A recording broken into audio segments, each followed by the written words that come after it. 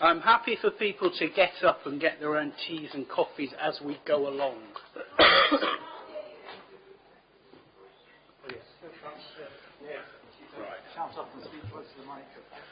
Yes. Yeah. Thanks, Alan. Right. Is that okay? That sounds pretty good from where I am. Okay. Thank you. So, yes, so what I was saying there was, please do get yourself your teas and coffees as we go along. And good evening, everyone. Thank you. Today's meeting is open to the public and a warm welcome to every one of you in attendance. My name is Councillor Brian Holmshaw and I'm the chair of this local area committee. Ideas and suggestions on how you'd like to see the future of the city. We will be taking photographs and also press and media are in the room. So please let it be known if you do not want to have yourself photographed. Please come and tell us. Before I ask other councillors to introduce themselves, I'm going to hand over to Philippa. So as not to disturb the conduct of the meeting. There is no fire test planned today.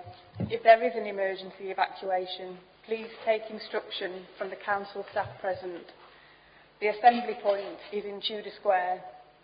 The toilet facilities are situated down this corridor on the right-hand side. The meeting today is open to the public and will be streamed live and for subsequent broadcast via the Council's website. You should be aware that the Council is a data controller under the Data Protection Act. Data collected during this webcast will be retained in accordance with the Council's published policy. By entering the meeting room, you are consenting to be filmed and to the possible use of those images and sound recordings for webcasting. One final thing to mention, we have hearing loops available. If you'd like to use one, please let us know. Thank you. Thank you, Philippa. Excuse me. So can I please ask members and officers around the table to introduce themselves? I'm going to suggest that we start on the far end of the table with Councillor Tom Hunt. Hi there, my name is Tom Hunt. I'm Councillor for Walkley Ward and I'm also leader of the council. Hiya, I'm Laura McLean. I'm also Councillor in Walkley Ward. Hi, I'm Councillor Toby Mallinson. I'm Councillor in Hillsborough.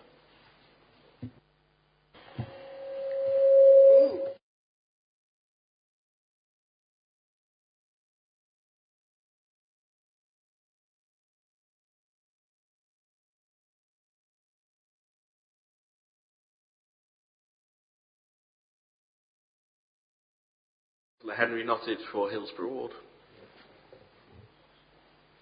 I'm Councillor Malachi Habe for Broomhill and Sharrowvale. We're also hiding behind the screen here, Douglas Johnson, a City Ward Councillor, and apologies, I'll be leaving about 7:30 today. Hi everyone, I'm Adeel Zahman, the Central LAC Manager. Hello, good evening everyone. I'm Councillor Brian Holmshaw. I am one of the councillors for Broomhill and Sharrowvale. Hi, I'm Philippa Bidette from Democratic Services.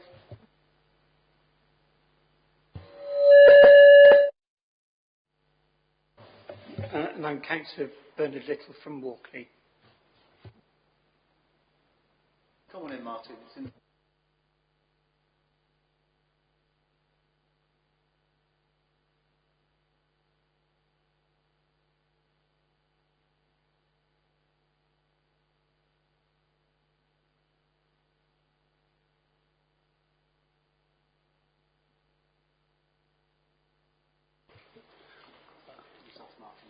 Yeah, so if you would just introduce yourself, Martin.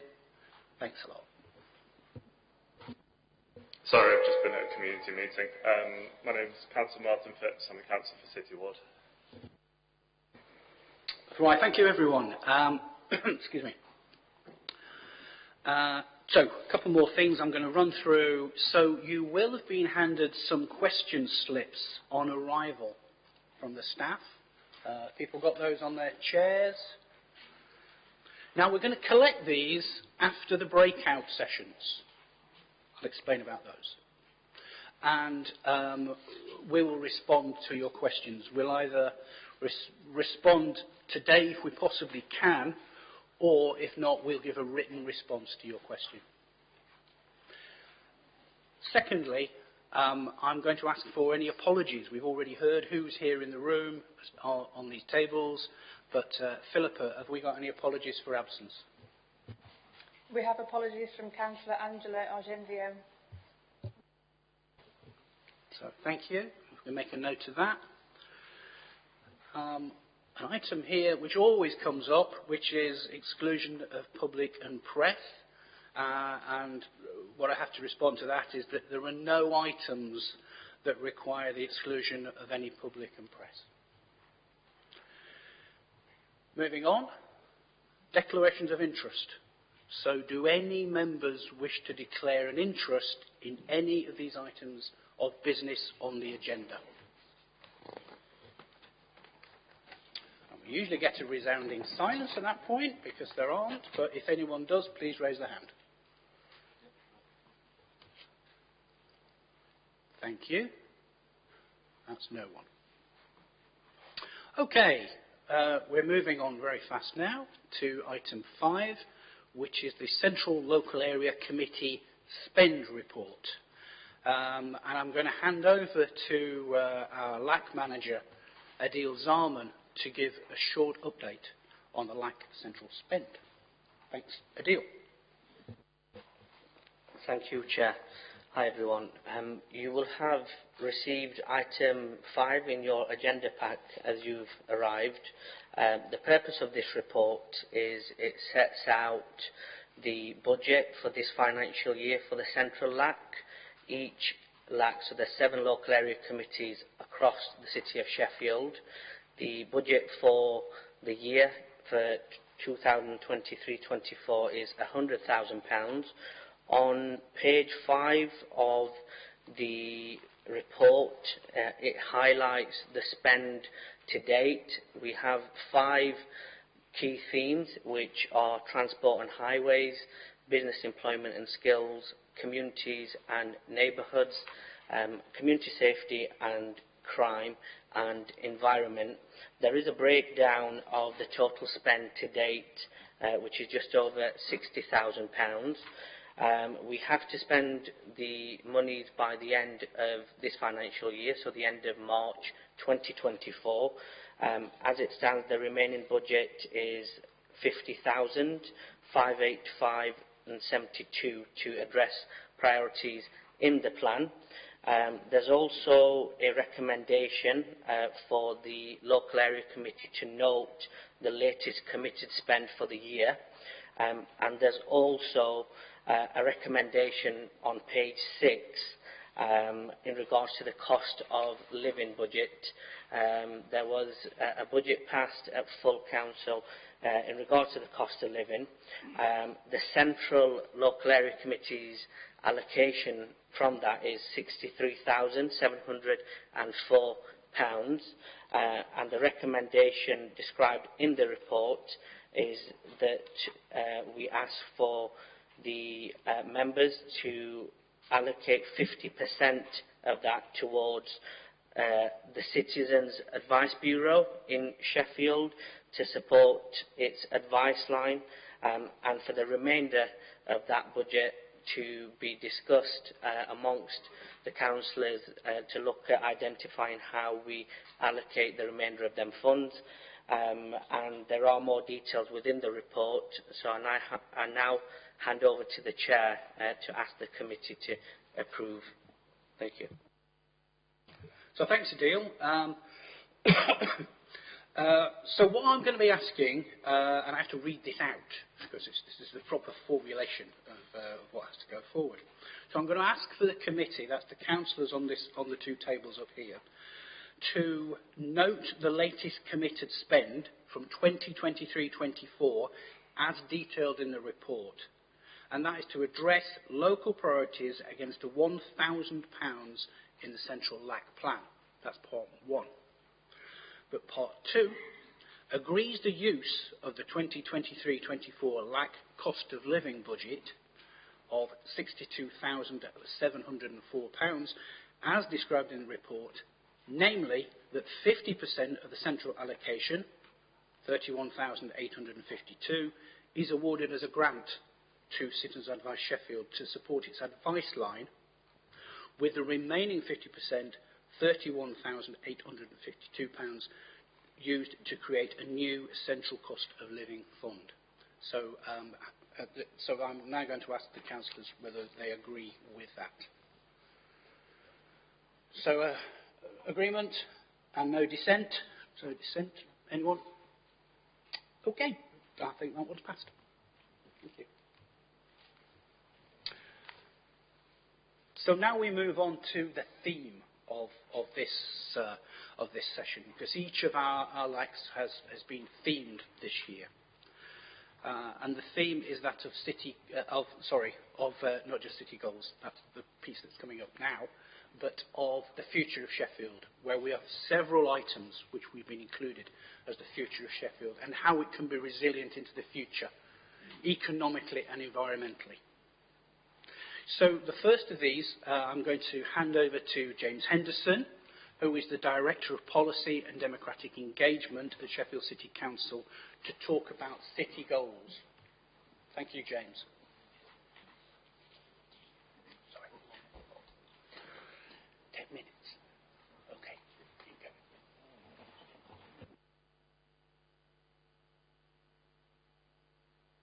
Yes, if the councillors want to go and sit in the audience to watch, that might be a good idea, because otherwise we'll be at the back.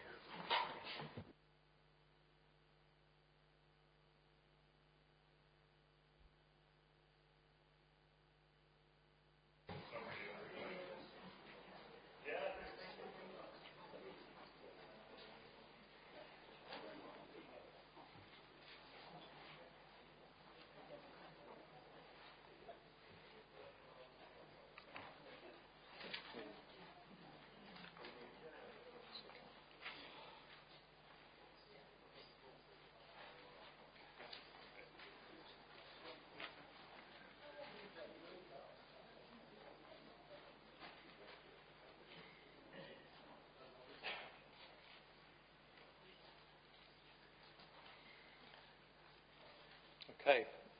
Good evening, everyone. Thank you. My name's James Henderson, as Councillor Holmeshaw said. I'm Director of Policy and Democratic Engagement at the City Council.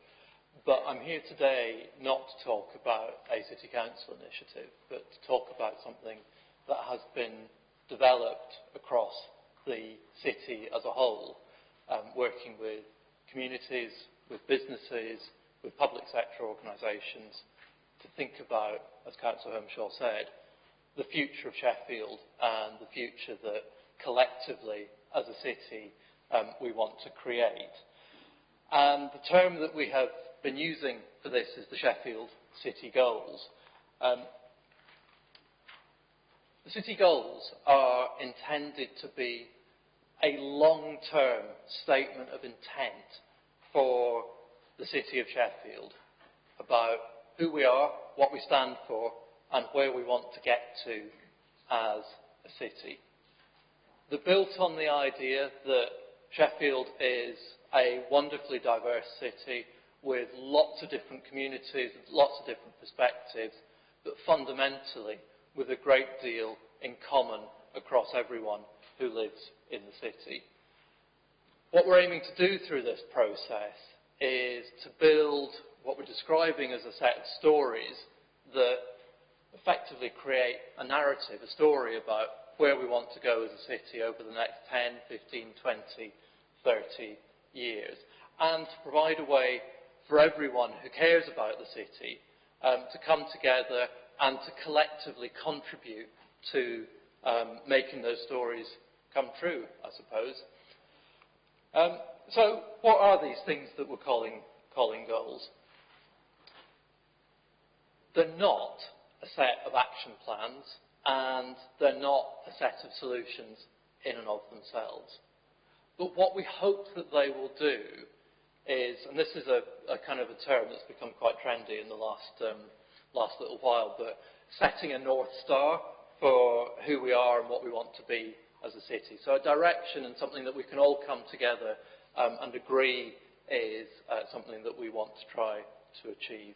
I've already used the word story, so a story that wins hearts and minds and can mobilise and organise change. And then a scaffold, a framework, a way of organising ourselves so that everybody in the city, from individuals, from local community groups, to big organisations working all the way across the city, that we can all play a part in making those goals a reality in different places and individual communities and communities of geography and of identity and interest, but also on a whole city basis as well. So something that we can all play a part in achieving. So how have these things come together? And I'm going to talk about what they are in a minute. But we've been on quite a long, detailed and involved process over the last couple of years, actually. So this started back in November 2021. So the Sheffield City Partnership Board, which brings together public, private and voluntary and community sector organisations in the city, agreed to commission work on what we were then describing as a new city strategy. We commissioned some work to develop an evidence base so that we had a really up-to-date set of quantitative data and information about the city and how we were doing at the moment. But then we recognised that we were on the road to creating kind of a traditional city strategy. So a traditional set of outcomes and objectives and action plans and things that would go into a fancy report and be agreed at a big board meeting somewhere. And then would probably, knowing the history of these things, would sit on a shelf somewhere and we'd all sort of go off and continue to do exactly what we've been doing before. And collectively, the Task and Finish group that was appointed by the City Partnership Board, that was chaired by Angela Fowkes from Sheffield College, came to a view that actually that probably wasn't where we needed to be for Sheffield in the future, and that a much more inclusive, bottom-up process that really heard the voices of different communities, involved lots of different people in thinking about what they wanted the future of the city to be, was going to get us to a much better place than that traditional top-down way of doing things. So over the last year or so, there has been that process, which I'll say a little bit more about in a minute, to have that detailed citywide engagement. Not everybody's been involved in that, and we know that there are some people who would have liked to have been involved before now, who maybe didn't get the opportunity to be, but actually it has been, I think, a incredibly detailed and widespread process right across the city that has involved a lot of people who might not ordinarily or previously have got involved in this sort of work, from some of our young people in the city to lots of different groups right across the city. So we've been through that process of evidence gathering, of understanding people's views, and over the summer of this year, we brought all of that evidence together, and I talked at the last LAC in one of the workshops about that process of bringing all the evidence together. And we've been through a process of iteration over the last couple of months, pulling all of that together, beginning to draft some goals, going back round the loop, testing whether they felt right or not, and then we're now at a point where we are having a public conversation about what's in those goals.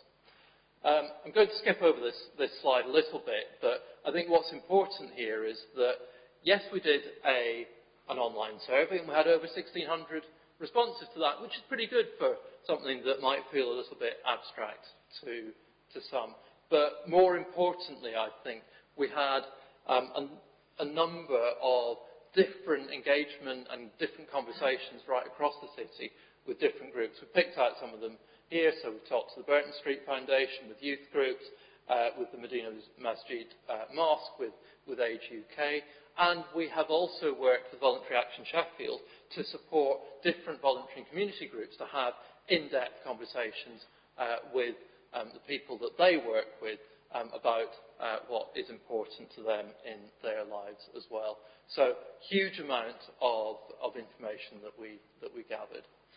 And what that has been brought together to form is the 6 goals that, if any of you come to the workshop that we're holding upstairs later, we will go into a bit more detail about. And what we have is 6 stories that we want to be able to tell in 2035 that makes us proud to be, the jewel of the North wasn't my phrase, by the way, but makes us proud to be the city that we know that we can be, the prosperous, forward-looking city of Sheffield that we know we can be for the future. And those stories, as it says there, are designed to be human, so relevant to people, that they're memorable and understandable, that allow people to talk about them in everyday settings, but that they represent what collectively we want to work towards as a city, as a group of organisations, as communities, and as individuals, and support the collective values that we have as a city. So the 6 stories are here. I'm not going to read all of these out. As I say, we will go into more detail in the workshop. But underneath each of these stories are a set of individual goals that say in a little bit more detail, in a bit more of a measurable way, how we are going to achieve those things. So they outline what we need to make possible for those stories to become a reality. And as I say, they're designed to be specific, tangible and measurable, and allow people to start to think about what work towards these goals would look like for them. So the real idea behind these goals is that they will form a shared responsibility. So yes, as the City Council, we have absolutely a key role to play in helping to achieve those goals, but it's not all about the City Council. It's about other organisations, it's about individuals, and it's about communities, as I said, and that's the beauty of this type of approach, is that we hope that everybody can see the role that they can play within them. So how are we going to use them? As I said at the beginning, they're not intended to be something that just sit in a report on a piece of paper. They're supposed to be live stories for the city. They're designed to be a platform for action, encouraging everyone to play a role in making that change happen. And they are stories that we really want to be able to tell about the city in 2035. And in doing so, force us to think and behave differently as a city in a more aligned, a more joined up and a more integrated way than perhaps we have done in the recent past. So how do we get from where we are now, which is a draft of those goals and the objectives that sit underneath them, to something that gets signed off? So we're in the middle of this phase here, which is public conversation on the draft goals. That will run for another couple of weeks. We will then finalise the public conversation feedback that we've heard, and we've already had, I think, almost 1,000 people respond to the public conversation online, and lots of other discussions going on right across the city. I was talking to Martin earlier, and he was running a conversation up at Burton Street earlier in the week, and lots of similar conversations going on right across the city over the last couple of weeks and into the next couple of weeks. We'll bring all of that back together and create a finalised version of those goals with the intention that the goals are approved from January onwards. We do want everyone to get involved in this process of the public conversation. It says it will be going live in November. It is live, and tonight's discussion is part of that public conversation, so this is a great opportunity for you to have your say and to get involved, and we'll go into more detail on those in the workshop later. Right, appendix. I don't think we need the appendix. Right, I'm going to stop there. I've lost Brian. There you are. But thank you. Okay. Thank you very much, James. So, hands together for James.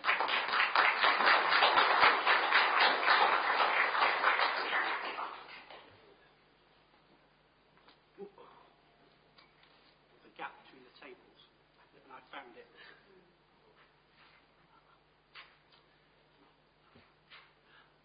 So, live stories and real action, I think was what you said. Okay, let's try and aim towards that when we get to the sessions later. We're going to have various feedback sessions. So, item 7. So, Martin McKervey. I've not met you recently. Martin, I do remember we met a while back. But Martin McKervey from the Sheffield Property Association, Chair of the Sheffield Property Association, and also Chair of the Castlegate Partnership, and non-director of Sheffield Chamber. Can you give us 10 minutes on your item, please? Can everyone hear me? Excellent. Thank you, Chair. Leader of the Council, fellow councillors, ladies and gentlemen, can I say what a great pleasure it is to be with you this evening and to be given the opportunity to talk to you about an organisation called the Sheffield Property Association. My name is Martin McKervey. I'm the current chair of that association. The Property Association brings together businesses in our city who are committed to improving Sheffield's built environment. The city is our home, and our aim is to make it a great place for everyone who lives, works and socialises here. We were formed 7 years ago on a very simple premise. It was never about bricks and mortar. Cities are not just buildings. Cities are an idea that people achieve more when we come together and work together. We seek out interaction and influence, chance encounters that open up new opportunities, conversations that spark collaboration, meetings that trigger innovation. We believe in this city, it's a great place, and we believe if we work in partnership, we can achieve great things. We are the only property association in the country outside of London. Our members represent the significant land-owning development businesses in the city, along with a wide range of professional organisations that help to create and support our built environment. Together we support, celebrate and promote Sheffield, connecting land-owning and development businesses with stakeholders and partners, and we look to build relationships that strengthen all of our communities. We have a board of directors, I am the chair, and we have 6 working groups, bringing together some 150 people who work on a voluntary basis to drive forward the work of our association. I want to spend a few minutes giving you an example of some of the work we're doing. Homes England has partnered with Sheffield City Council, the South Yorkshire Mayoral Combined Authority and key local housing associations and the Sheffield Property Association to develop a strategic long-term and place-based relationship that will accelerate the delivery of new homes in Sheffield, which are of the correct type, quantum and quality. This is the overarching mission which guides the programme of work and activity that is underway. This strategic place-based relationship is intended to facilitate collaboration between the public and private sector to deliver new homes in our city. We have established the Sheffield Housing Growth Board, which is chaired by Kate Josephs, the Chief Executive of Sheffield City Council, and various other stakeholders are represented on that board. We at the Property Association are very proud to have a seat around the table and to make a contribution to this important work. We've also been working over the last 12 to 15 months in supporting Sheffield City Council with the new draft local plan for our city, setting out a vision for the city over the next 20 years. We, as people of Sheffield, must be confident in our ability to articulate a vision about our great city. We're also working with Sheffield City Council and other stakeholders on the Gateway to Sheffield £20 million Levelling Up Fund and that wonderful, exciting project which is the regeneration of Castlegate, the birthplace of our city. And I know that we will hear more about that tonight in one of the discussions upstairs. We're also very proud to work with the Council and other stakeholders on the regeneration of Applecliff through the work of the Levelling Up Fund and the Applecliff Area Board. This great vision for Applecliff Waterside, a 23-acre urban regeneration scheme which will transform brownfield land either side of the Sheffield and Tinsley Canal. We've also been participating in the work of Sheffield City Goals, and can I thank James for what I thought was an excellent summary of a work stream that has been going on for 18 months to 2 years, and we're very proud of the role we've played in that particular work. Perhaps one of the greatest successes we've had as an association is the coming together to shape and define a new culture compact for our city.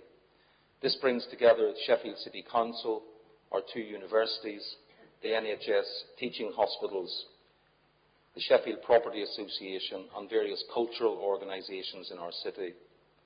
We have the support of Arts Council England as we look to develop a culture strategy for our city. There's a very important link, and we believe very importantly in this of the association, between how we create opportunities for cultural organisations and communities in our city with creating vibrant places where people from Sheffield and outside of our city can come together. We have a unique culture and heritage offering in our city, and we need to be really confident in how we articulate that story.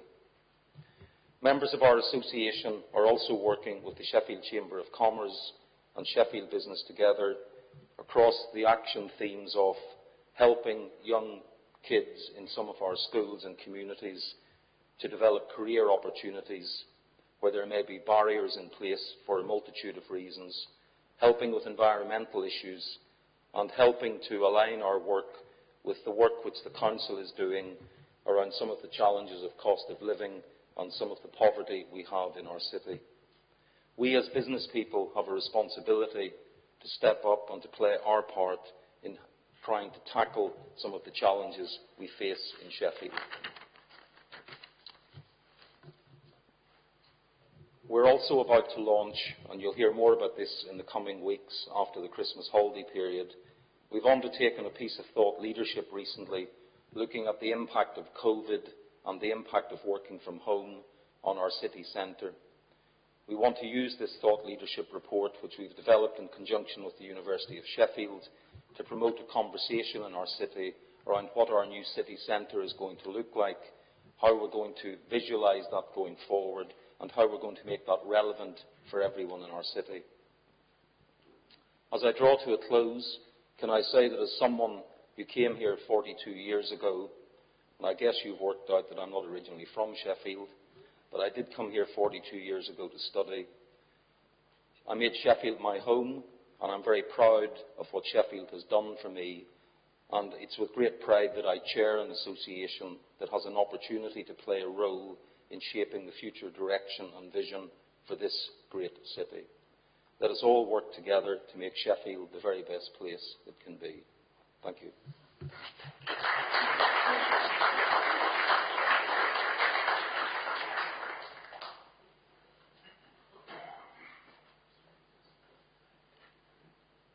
Thank you so much, Martin. And Martin's going to be facilitating a workshop later? Yeah, well, I'll get to those as we go along. But let's have what's more of a residence view, perhaps. This is Regeneration of Heart of the City. And I'm going to hand over to Peter Sephton, Chair of Changing Sheff Residents Association, to lead us through that. So 10 minutes on this, Martin. Peter, if you don't mind. Right, I was expecting an IMAX screen this evening, so we're managing with the screen here. If you can you see the screen and the slides as they're going to go up? I'll stand back and then hopefully you'll be able to stand further back. You'll be able to see it even better. Okay, so let's go. Making Sheffield a city which is ready for the future. We're keen to hear your views. That's the whole purpose of this evening. But first, how did we get here? I don't mean on the bus or did you walk? I mean, how did we get to the position we're in now? We are Changing Sheff. I'm Peter Sephton, as you've just heard. That's our logo, the City Centre Residents Association. We've even got the big wheel that's there now from Llandudno, all the way from Llandudno. if you look at it carefully. So why are we changing Sheff? Because we want it to be a great place to live. There will be capacity for 35,000 residents inside the city centre to create a whole new vibe to a new city centre. That's what we want to do, and that's what that will do. 35,000 people inside the city centre. Our permanent residents already love living here. I've lived here since, well, in the city centre since 2005. Came to Sheffield in 1984, sorry, so I've been here a long time. So our permanent residents really love living here. So if it's a great place to live, it's a great place. If people really enjoy living in the city centre, we've made it into a great place. If they don't, well, we won't have 35,000 people here because they'll all say it's rubbish. So our view is, as a Changing Sheff Residents Association, if we make it into a great place to live, it's a great place for everybody. So let's just see how we got here. Henderson, in the early 20 years ago, had this £600 million 7-stone shopping centre. Those of you who've been around a while will remember that. That was what it was going to look like. Big box stores. John Lewis was going to move onto the new sites that have all been cleared latterly. And John Lewis was to be the centre store with places like Primark, Sports Direct, H&M surrounding it in other stores. And the Architects Journal, which is an interesting website of the day, Sephton in Sheffield, original scheme from 2007, ditched in 2013. The Architects Journal was extremely critical of Sheffield, sort of implying that, no, you couldn't do it, you couldn't manage it, so Henderson have gone to Leeds instead, and they're doing the development in Leeds. Well, let's just have a look whether that was the right way to approach the situation in Sheffield at that time. What is the city of the future? The 2013 accepted way was to have shiny new malls based around the key store. It would have been John Lewis, and there would have been all these box stores all around it. That was the way in 2013. But John Lewis and Debenhams are now gone. Would they have gone if they gone into the new store? Well, we'll never know. But it's an interesting point because it makes the point about what's happening to city centres and town centres in this decade. Meadow Hall has taken regional business. Office space has reduced due to people working from home. Online shopping has become big business. Retail has changed dramatically. But what is in short supply? What is there that people do need that would make a difference? What creates a base demand? What's trendy? And the answer is housing and people. And that's where the change has come into the early 20s thinking, into the thinking today. Repopulated urban centres. And there's an example. That's Kangaroo Works beyond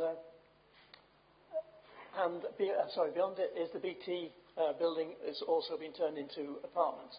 Kangaroo Works is 365 apartments, probably 1,000 people living in that, and it's now opened recently.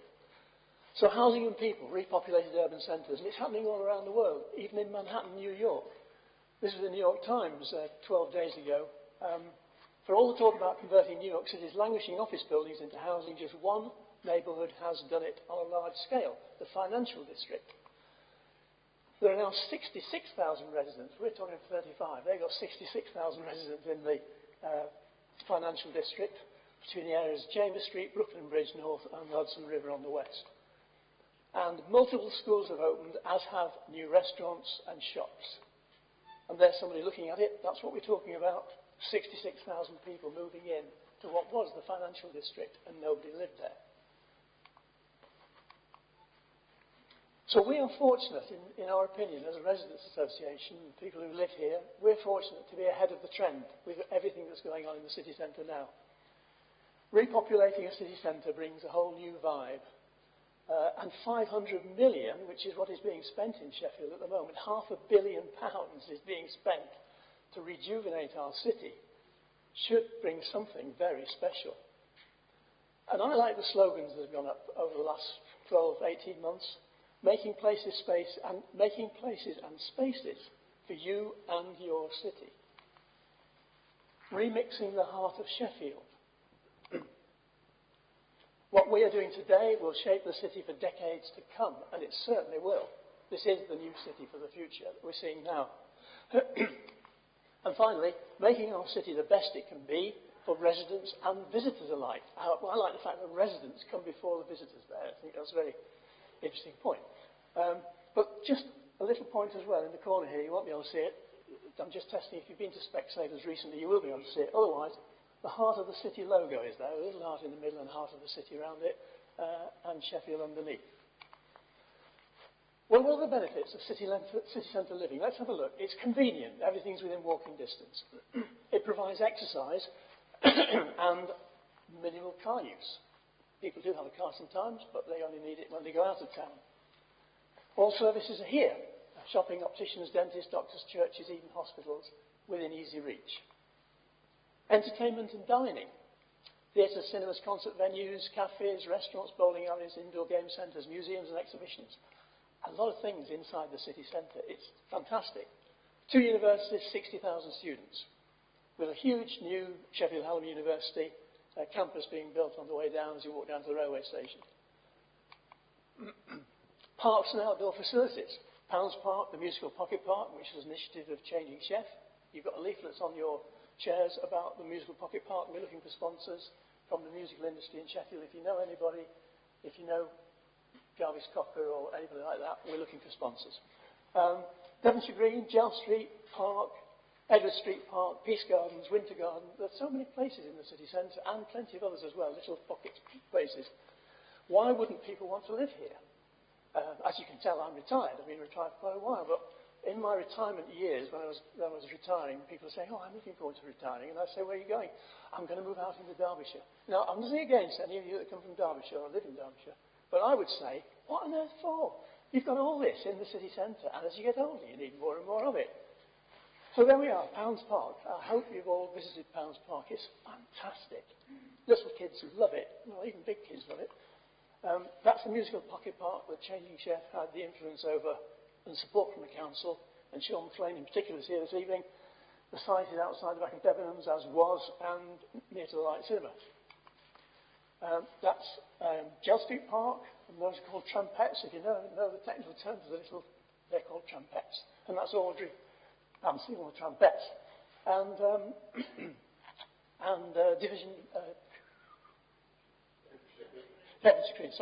Devonshire Green Park. Thank you very much.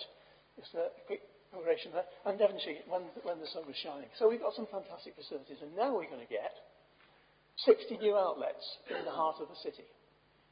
Lear's Yard, Cambridge Street Collective, cold store. I can't get my head around that cold store. Sounds like something out of the back of a butcher's shop to me, that. But anyway, and 40 other shops.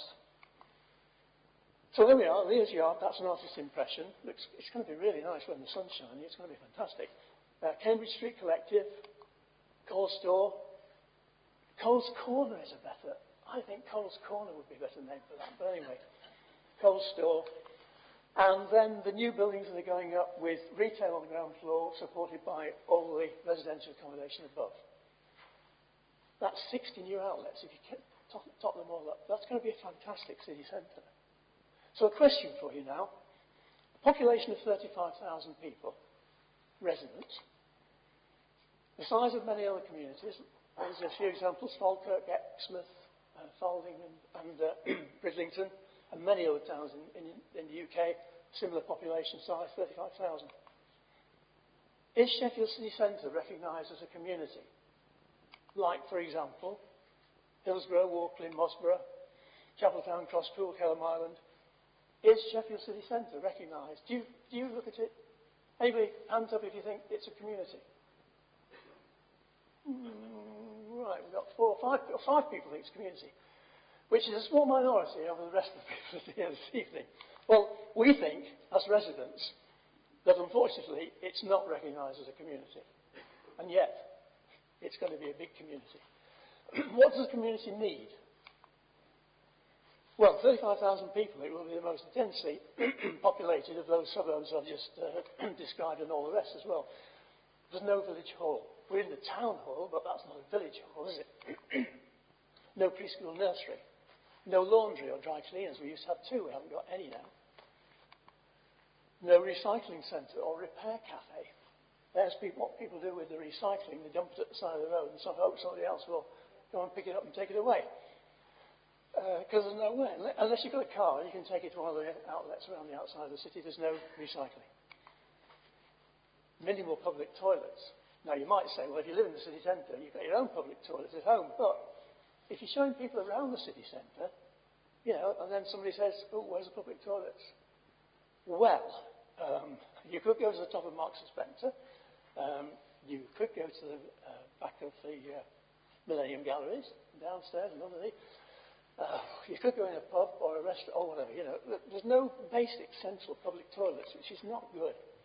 No control over 24-hour licensing, which is a great concern to us. Many towns and cities have got control over licensing and can make sure that you don't get 6 a.m. closing all over the city centre. But if we get 6 a.m. closing underneath all these big apartment buildings, people won't get a decent night's sleep. So we do need some control over 24-hour licensing. And no name to call it home. Where do you live? Well, some of the members of my committee say you don't need a name. It's town. You go downtown. But if you want to say, ask people, where do you live? And you say, well, I live in the city centre. I don't say I live downtown. That sounds like the start of a song, doesn't it? Duke song. But we did it. There is a name. It's been created for us. It's Heart of the City. And I think that should be the name for the new city centre. We'll call it Heart of the City. We've had Heart of the City Phase 1, Heart of the City Phase 2. Why not call it Heart of the City? And in Walkley, very imaginatively, you've got I Love Walkley, Shop Local, hanging from the lamppost. We could have Welcome to Heart of the City, hanging from the lamppost. We haven't got any canopies over shops in the new buildings.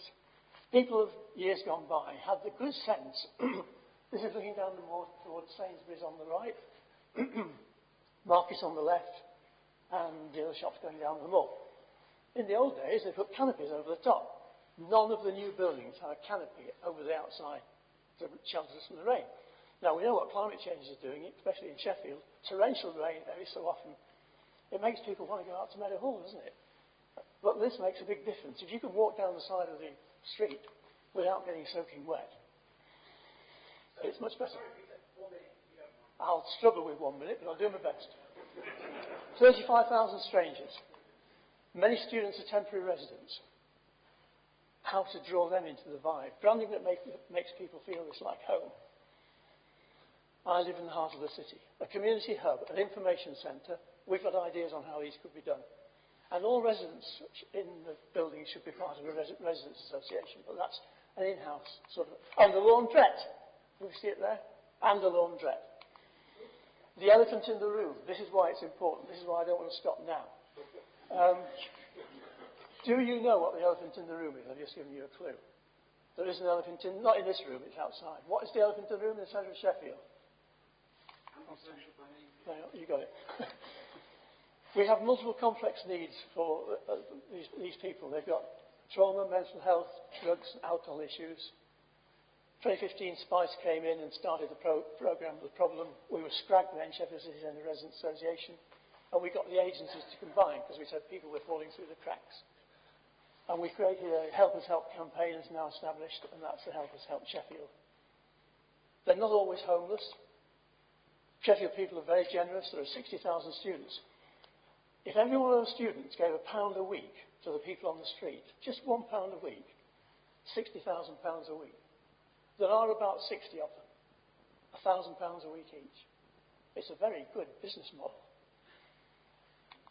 Now, even if there are only half of that many, it's still £500 a week. There's a lot of work taking place to improve the situation, but it will distract from our £500 million redevelopment of the city centre if we can't get the problem sorted. I won't deal with Big Victory on Fargate. We won a case to prevent an adult gaming centre coming in. And since the chair wants me to hurry up, I'll go through this very quickly. But this shows you how many organisations and how many people are involved in trying to help the street community. So let's not deal with them in any detail, but these are all the people that are working together to support the street community.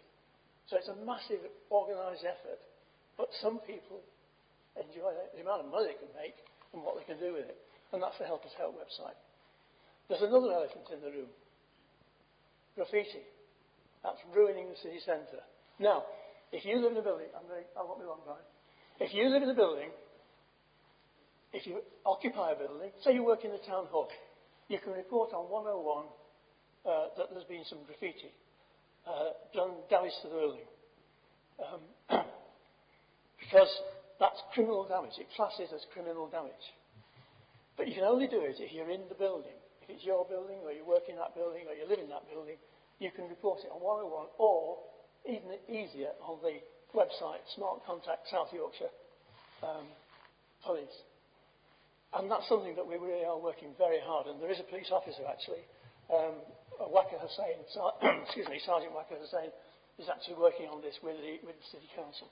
But please report it, because the more people that report graffiti on their building, the more the police will devote resources to it. Okay. So finally, if you're no good at hopping, do not go to Meadow Hall. Oh, sorry, well, that's a typo. Do not go to Meadow Hall. Because the Star is always having a go at the city centre. The Star may be here tonight, I don't know. But they're always having a go at the city centre. It probably reflects the views of people who come in and say, oh, there's no John Lewis, there's no Debenhams, and I don't like the city centre, it's all in turmoil. However, I'm not going to go back at them now, the Star. City Hopping Centre is officially second best in the country. That was the headline on the Star. Now, if you want to go to the best hopping centre in the country, I don't know where you're going to find it, because they didn't actually tell us that. But we're the second best hopping centre in the country. Our current community centre, if you want to come and talk to us, is at Millennium Square, Cafe Nero. That's where we meet. So if you ever want to come and have a chat, drop us an email. Oh, it's coming up in a moment. It's exciting, the future of Sheffield. We're keen to hear your views, hopefully tonight here, and if you want to get in touch with us, and there's our email address. Okay. Sorry, Brian. There we are. Thank you. Thank you.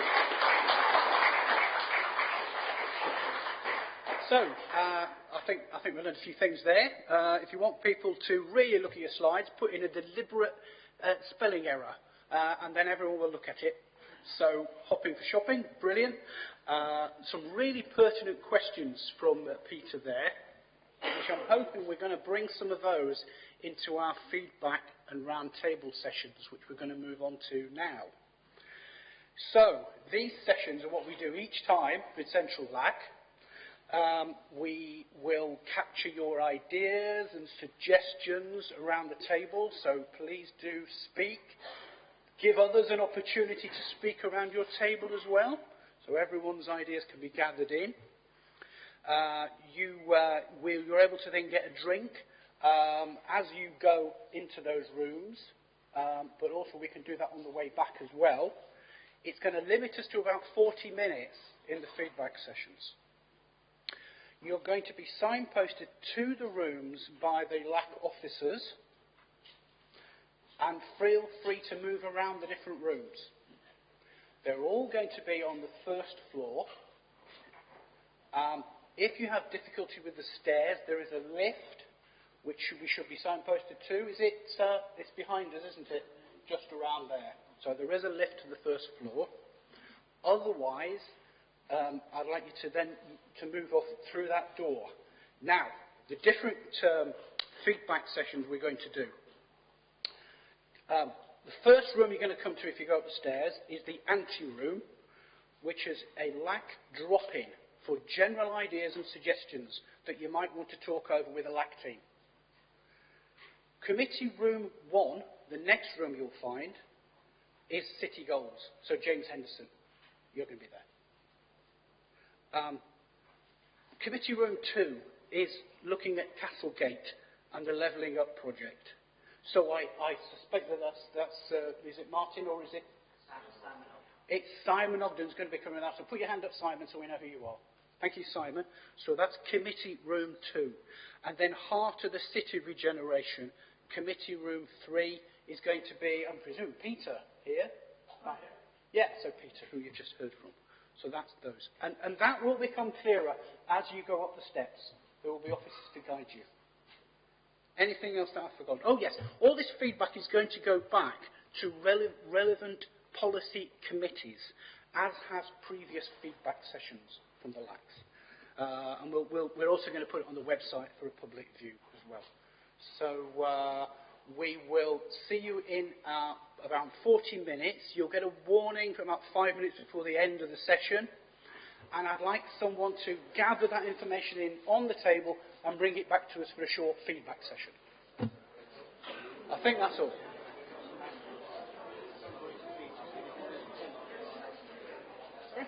Okay. Yeah.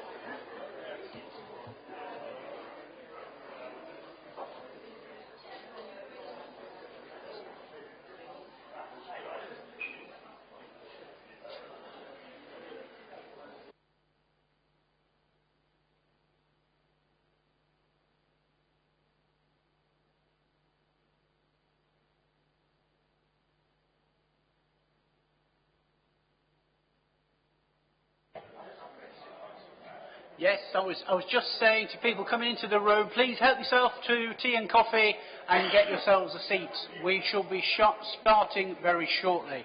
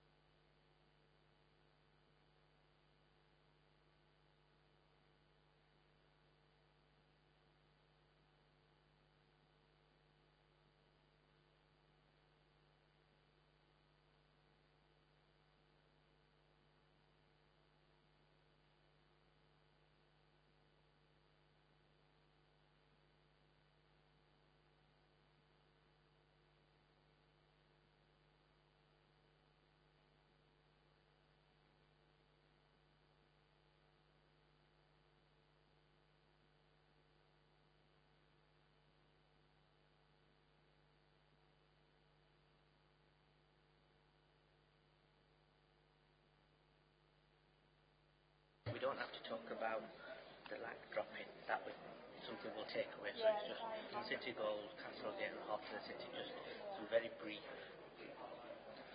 Right. Thank you. I think we're all back. I think a few people have had to go. I just thought there were going to be more others, but a few people have had to leave, I suspect. So what we do have, however, are the four facilitators in the room. So if we could have a few points back from each of those.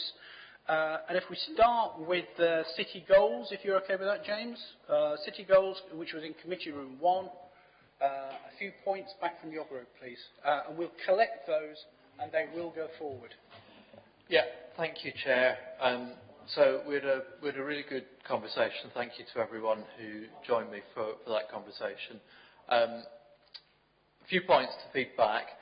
One, I think, general agreement about the city goals, but some questions about whether they were whether there was enough to disagree with in the city goals as they stand at the moment.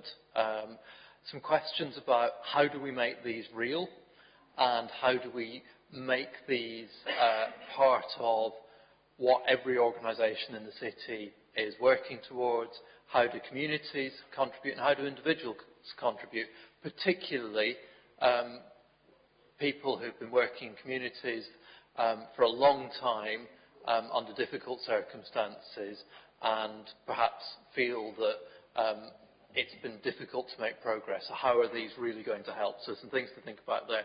The other point that came through really strongly was how do we think about new ways of decision-making and governance around the city goals. So as we move forward over the next 5, 10, 15 years, how do we want to come together in a slightly different way to ensure that we're all making progress? And this notion of what is a good citizen and what is a good partner, and thinking about that and using stories, videos, different ways of demonstrating that we're actually making some progress against the goals was another point. I'll stop there. Thank you.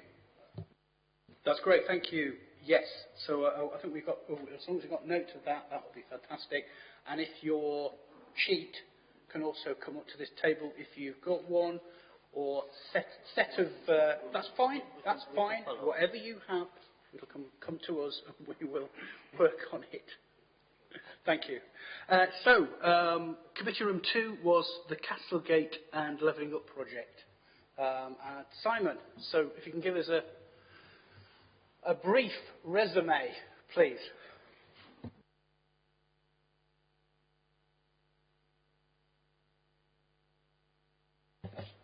The discussion was started off as a discussion about Regeneration Castlegate generally, but focused very quickly on the castle site and the Luff project.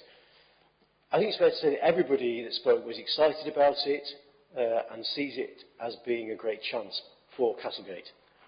But I don't think I'm distorting the feedback to say that everybody that spoke virtually felt that the full deculverting of the river and making the river accessible was an essential in phase 1. And everybody recognises that the resources have decreased because of inflation, and that's a squeeze. So we're very supportive of the council's efforts to raise more money from the mayoral authority to try and fill that gap. But I think the feeling was we're only going to get one chance at this. If we don't get the river right in phase 1, you can't go back to it later on. People used expressions like, you know, when you're doing up a house, you don't prioritise the bathroom over the roof. So that was a very strong message.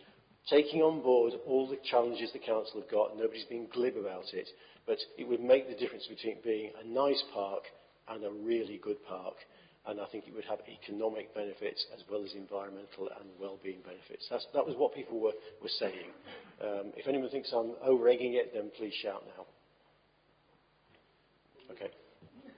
Under-egging. Okay, under-egging. Right. Thank you very much for that, Simon. That's clear, isn't it?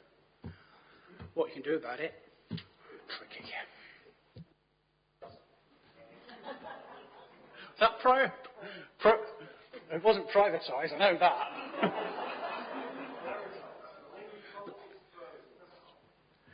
Thank you. Thanks, Simon. So, heart of the City Regeneration Committee, room 3. Yeah, hi, Brian. Sorry, I was just going to say, Brian, that we have numerous applicants to be our scribe in Committee Room 3.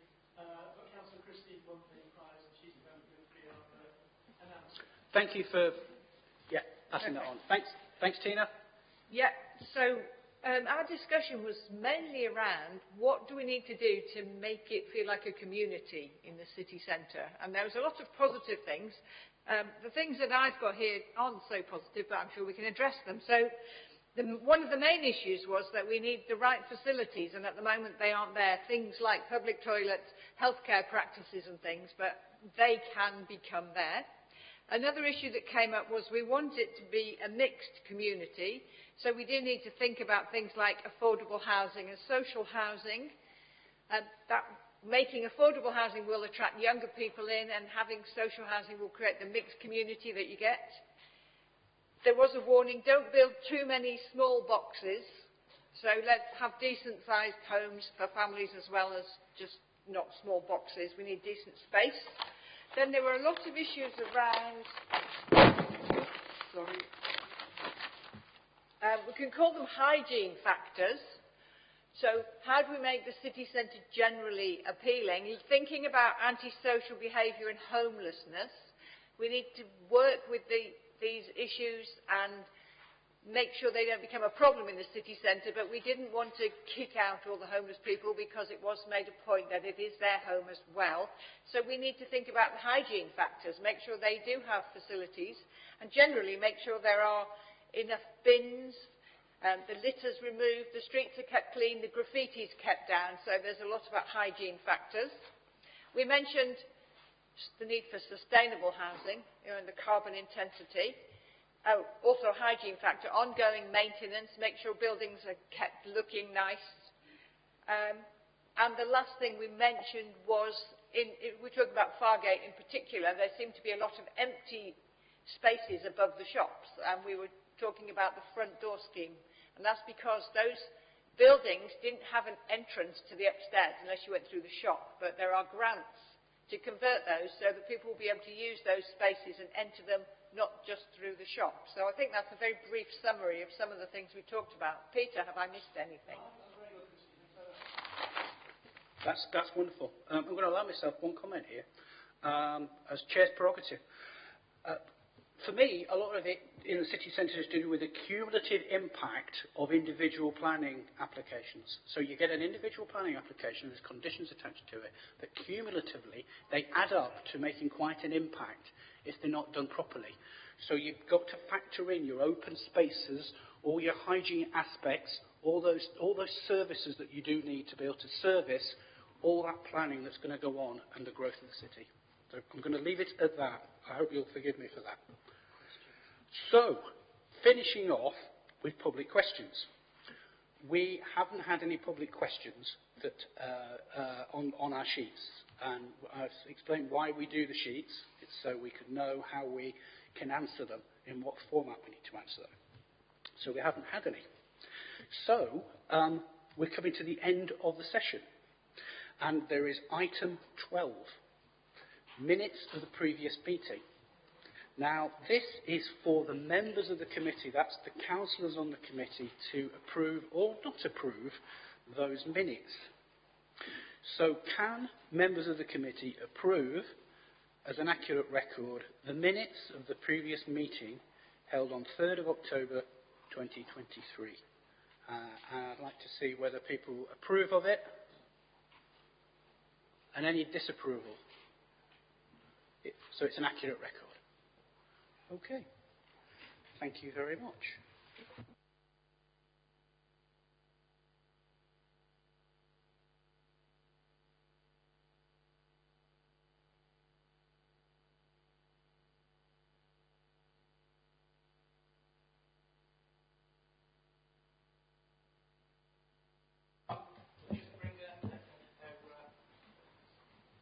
Sorry, I was thinking about the minutes.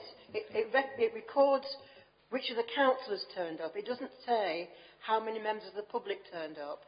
So I think it would be useful to add in to the minutes how many, even if you don't give all the names, at least the numbers of people who actually attended.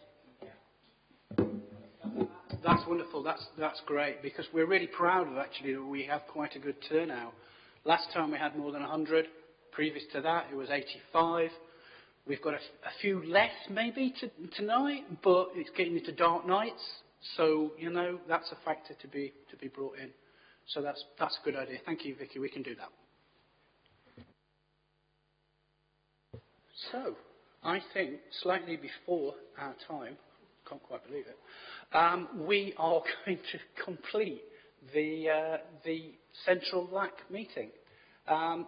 We are planning to meet. We've got a date. We haven't got a location or a theme yet. Could you remind me of the date if you got it offhand? 29th of February, I believe. 29th of February. Yeah, so we've got 29th of February 2024, and it'll be in the 29th of February. That doesn't sound right, does it? It must be once every 4 years. And that will be in Hillsborough Ward. Yes. Yeah. Location to be confirmed. So I must thank everyone for coming along and for joining in all those sessions on floor 1. I hope it was valuable. And please do come along, tell your friends to come along next time. So thank you very much. Thank you.